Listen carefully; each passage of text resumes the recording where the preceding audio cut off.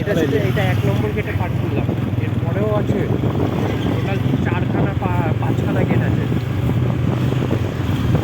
যে পার্কিং লটের যে জায়গা, এখানে তো আরেকটা পার্ক করা যেত। হ্যাঁ হ্যাঁ, মানে পার্কিং লটের যে এরিয়া, এখানে তো ছোটো মোটো একটা পার্ক করা যেত। এই পার্কিং লট তোমার হচ্ছে ধরে নাও বড় বড় যখন গাড়ি ফাড়ি হচ্ছে কিনে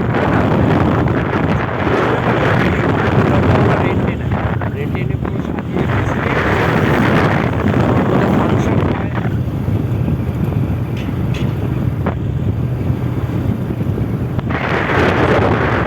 সোজা হচ্ছে ইকো পার্ক থানা, ডান দিকে হচ্ছে আইফেল টাওয়ার।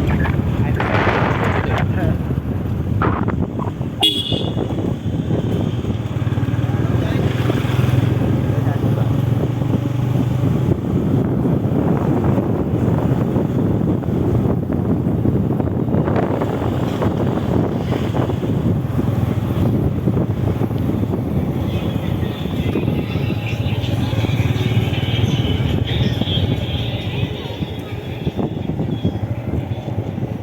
ভিডিও হ্যাঁ, হ্যাঁ, ভিডিও রানিং আছে।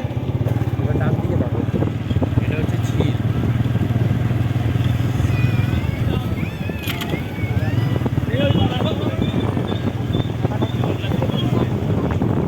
সব এখানে আড্ডা মাড্ডার জন্য আছে, টাইমটা আড্ডা টাইম পাস। বিকেল এলে একটু ফটোশুট করতে পারবে। ঝিলটার জন্য একটা খুব সুন্দর একটা, হ্যাঁ, ঝিলটার জন্য এই জায়গাটা খুব ফুটে উঠছে। এটাই ঝিলটাই অনেক আকর্ষণ কেন্দ্র। অনেক বড়। এই যে শুরু হলো দেখো না, যতক্ষণ ধরে চালাবো ততক্ষণ ধরে এই সাইড দিয়ে ঝিল, মাঝখানে এটা হচ্ছে রিসর্ট। এইখান দিয়ে যাওয়া যায় ভেতরে। রিসর্টের হচ্ছে রেন্টে মানে ভাড়া দেয় কোনো বিয়ে বাড়ি অনুষ্ঠানের জন্য। এটাও কি ঝিল? সব ঝিল এটা। আর ওইটা দেখছো, ওটার যে ইয়েগুলো কভার করা সোলারের। সব সোলার।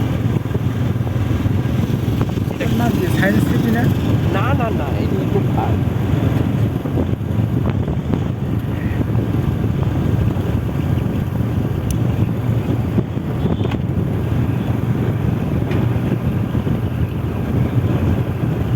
টোটালটাই ইকো পার্ক।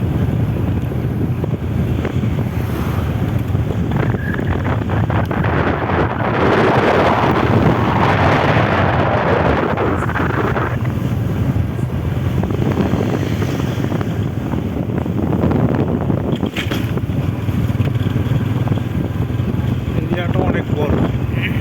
অনেক বড় মানে অনেক বড়। আর সবাই হাফ এলাম।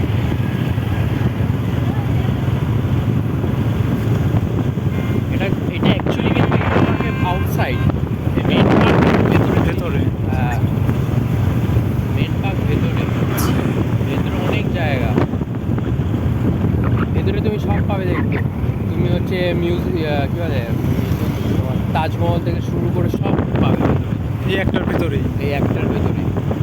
আর ওই সোজা বিল্ডিংটা, ওটা হচ্ছে মাদার বক্স মিউজিয়াম।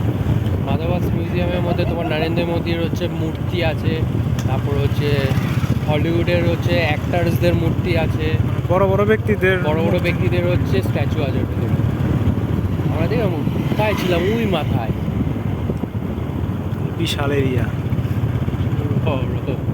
হাঁটতে গেলে তো ওখানে 20 মিনিটের হাঁটা শেষ 20 করা মিনিট যাবে। তুমি হেঁটে শেষ করতে পারলে ভুল।